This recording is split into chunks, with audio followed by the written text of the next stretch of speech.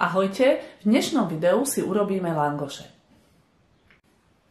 Na langoše, na cesto si pripravíme mlieko, polohrubú múku ja používam, 1 kocka kvasníc, olej, 1 vajíčko, cukor kryštálový. Najskôr si urobíme kvások. Na kvások potrebujeme mlieko, cukor a trochu múky. Postupujeme takto.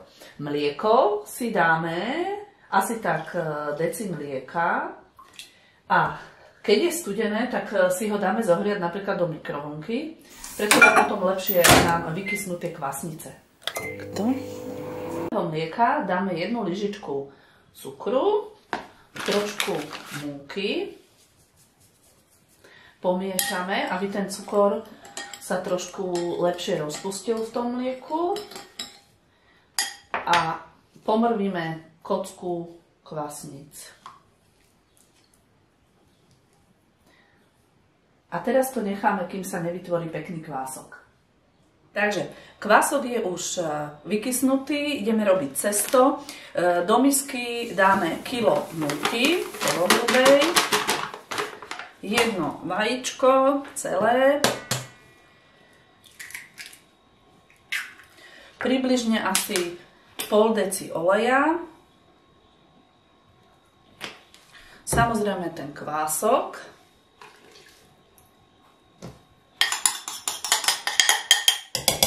a asi približne pol litra mlieka.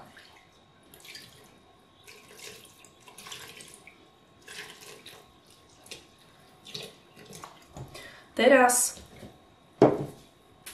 z týchto ingrediencií vypracujeme cesto.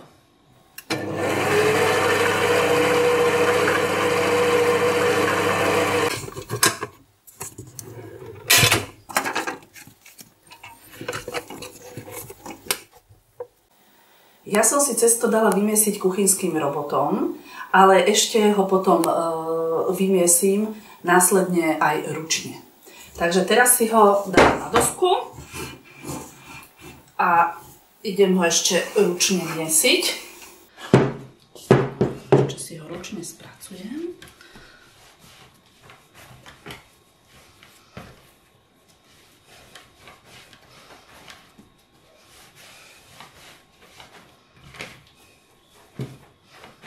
Takto do cesta dostávam vzduch, aby ešte potom dobre nakyslo. Cesto sa nelepí, pretože obsahuje trošku oleja a tým pádom sa nelepí až tak na prsty.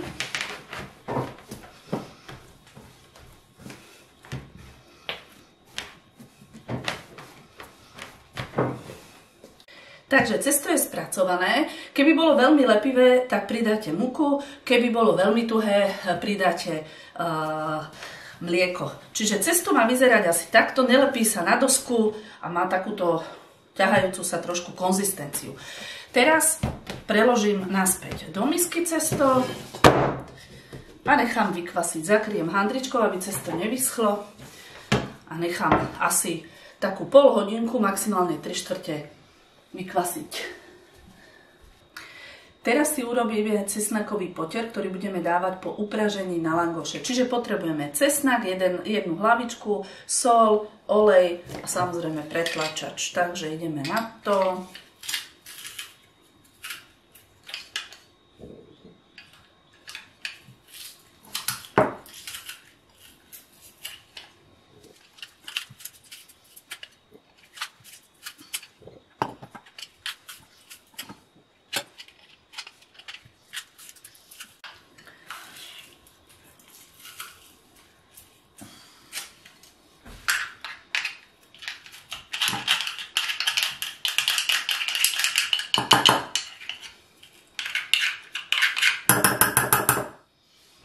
A teraz pridáme takto posypeme cesnak 2 lyžičkami soli.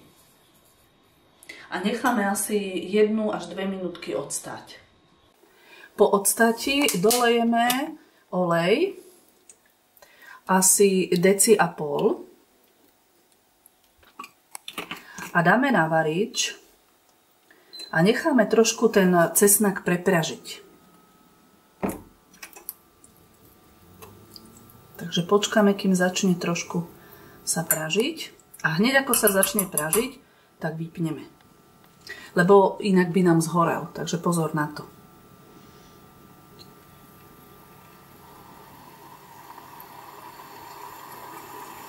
Začína sa pražiť.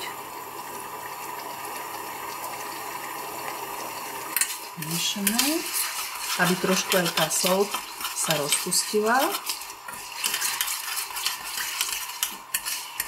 Nemusíte sa báť, že to je veľa soli, lebo kto si všimol, sol do cesta nedávam. Preto, lebo cesto zvykne, keď dávate sol do cesta, stvrdnúť. A my chceme mať langoše výborné, mäkké. Stačí. Takže iba jemne prepražiť. Máme to nachystané.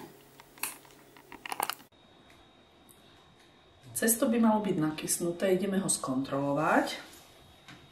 Takže cesto pekne nakyslo, ideme si formovať langoše.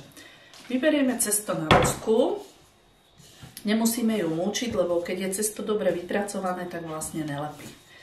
Vyberieme cesto a teraz pozor, cesto už nemiešame, len si ho pekne vyformujeme do tvaru takého šulca. A následne z neho odrežeme kúsok, ktorý vytvarujeme do langoša. Aby nám cesto nevyschlo, tak si ho prikryjeme tierkou čistou a takýmto spôsobom formulujeme langoše.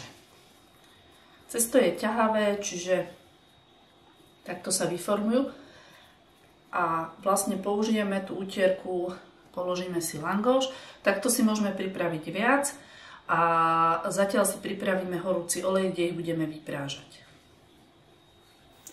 Do panvice nalejeme dostatočné množstvo oleja a počkáme, kým bude rozhorúčený, až potom začneme vkladať langoše a piecť.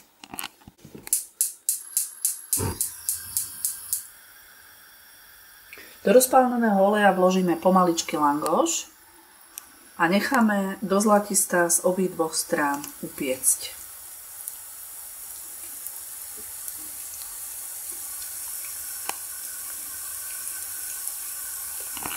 Keď uvidíte, že sa okraje sfarbujú do zlatista, tak otočíte langoš na druhú stranu.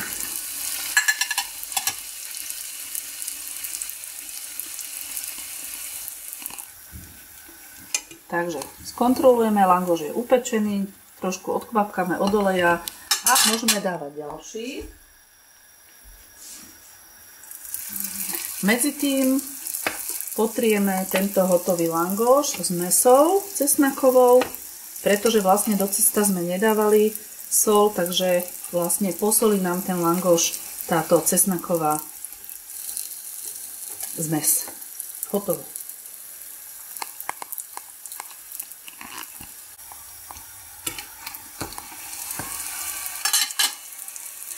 A takto pražíme, kým sa nám vlastne minie cesto. Ešte jedna dôležitá vec, keď cesto po nakysnutí dáte na dosku, tak v žiadnom prípade už ho nesmiete miesiť ani prekladať. To znamená, že musíte sformovať z neho ten valček, čo som hovorila, a ozaj už neprekladáte. Takže už len skutočne tvarujete takýmto jednoduchým spôsobom langoše. Nesmiete prekladať, lebo potom už to nebude ono.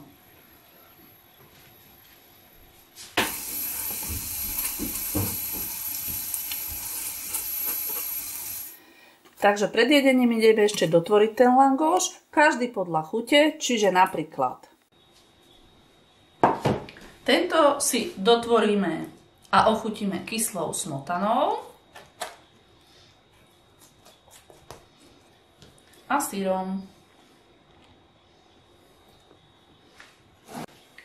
Tento langoš si urobíme s kečupom a syrom. Takže kečup. Trošku to rozotrieme.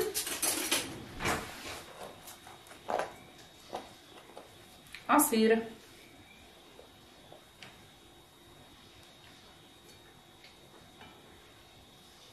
Dobrú chuť. Z kila múky nám vyjde približne 14 až 15 langošov. Ja ich nemám už toľko, lebo 3 už mi stihli medzi tým deti zjesť. Také sú výborné. Napíšte mi do komentárov, ako sa vám podarili langoše, či vám chutili. A môžete mi aj napísať, že čo si vydávate, čo je vaše obľúbené na langoš.